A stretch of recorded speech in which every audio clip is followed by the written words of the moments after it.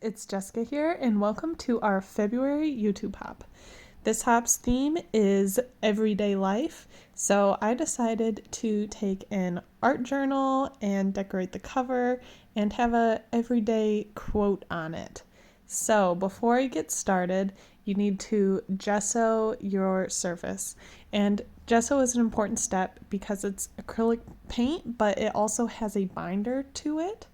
And this is where I went wrong though. The gesso is needed, but because this journal that I'm working on has such a smooth metallic cover, I noticed it starting to peel up on the where it hinged. So you really should sand it first and then apply the gesso.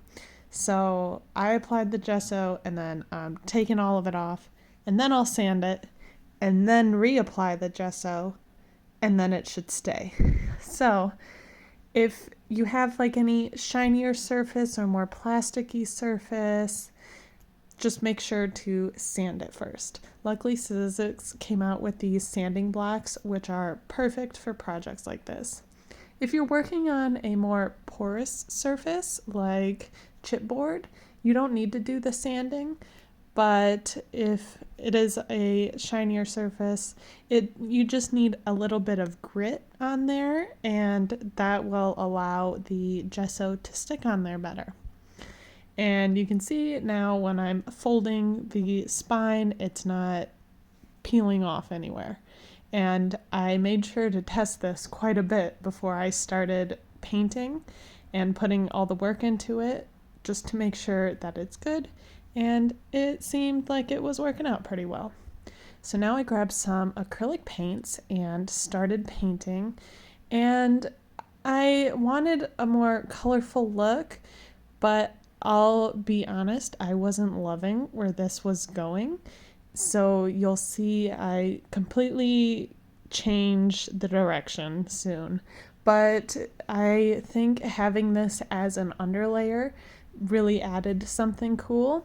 I skipped some of the filming there, but I'll show you on this first page where I'm actually using a mix of liquid acrylics, and to make the colors a little lighter, I'm mixing in some white paint, and also I'm using a lot of water and not spending a whole lot of time on anything in particular, and just kind of moving around the paint and layering it up until I'm happy with it. And that's how I got where I got with my exterior cover as well. I tried to make it a little bit darker on the edges and lighter towards the center, and that'll help when I'm building a focal point to just give it some depth. Something that's really cool with acrylic paint is if you don't like it, just paint over it, completely paint over it, and there's no rules there. It'll cover up. If you're having a difficult time putting a color on top of another color, mix a little bit of white into whatever color you're trying to use, because white is more opaque, so it will block the color behind. To color the bookmark and this strap, I really watered down some liquid acrylics and then just painted it on. I tried not to get the acrylic paint on here, but I did get it on a little bit, and that's where it's resisting the color pickup a little bit. So it's part of the process. I'm surprised it's not more messy after all of this. And like I mentioned, this video is for our YouTube hop, so if you leave a comment on this video as well as the other videos in our hop, you'll be entered to win a $25 cherry on top gift certificate. All of the themes is everyday life, so I haven't seen all of the projects yet, but they're always so good and there's so much inspiration. I know I love looking around and seeing all of the hops myself, and so many other people love it too. So just check them out, leave a comment, leave some love, and hopefully you'll find some inspiration. My next step with this was to add some layers. I found this really cool stencil from Crafter's Workshop, and I'll link it in the description below. But I put this on and then kind of created a gradient, still working with lighter colors in the center and then moving out to a little bit darker. I didn't get super dark because already my background is pretty dark, so I wanted this to lighten up a bit and be able to stand out. And I really like this stencil. I think this is a really cool stencil. You can see how I worked around this bookmark part, or the holding flap. I kind of faded the paint into it, and I don't think you can really even notice.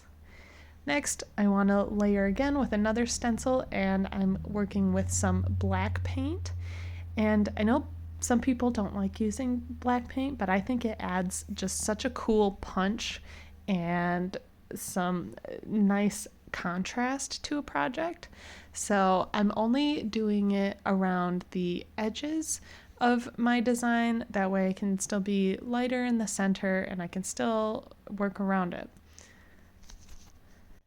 My favorite way to apply acrylic paint with stencils is to use a flat dauber like brush like the one I'm using. This one's one from Sizzix, and I have it so it's got a double head on there so I can flip it and switch what color I'm using. And now, because like I said, I want it darker in the edge, I am going around the edge and adding some of the black paint there as well. I also didn't stencil the spine of the book, so it looked different than the rest, so I went over it with the black just to help blend it together. All of the techniques that I've done so far you could easily do on a art journal page, on a scrapbook background. Switch up what colors you're using. You could really use a lot of different colors, a lot of different stencils, but I think it just leaves a really cool mixed media look. Now I'm going to add the quote, "do something creative every day," and that's how it works into our hop theme. And this is a phrase I live by. I definitely do something creative every day. It doesn't always have to be arts and crafts. It can be cooking or really anything. What you wear could be something creative. And I am doing a kind of funky text and a mix of a few different fonts. A tip I'll give you is when I'm looking for doing like some quirky hand lettering, I will Google free fonts, and there's a few different websites I'll use. Usually I'll click up the first one on Google, free fonts, and then you can type in exactly what you're wanting it to say. So then I can see what all of the letters look like and kind of copy it from there.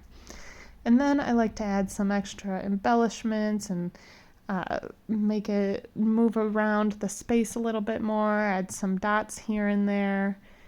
And just like that, I have a cool, kind of quirky, one-of-a-kind quote.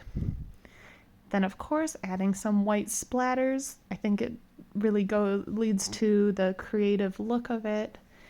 And just like that, I'm all finished with it.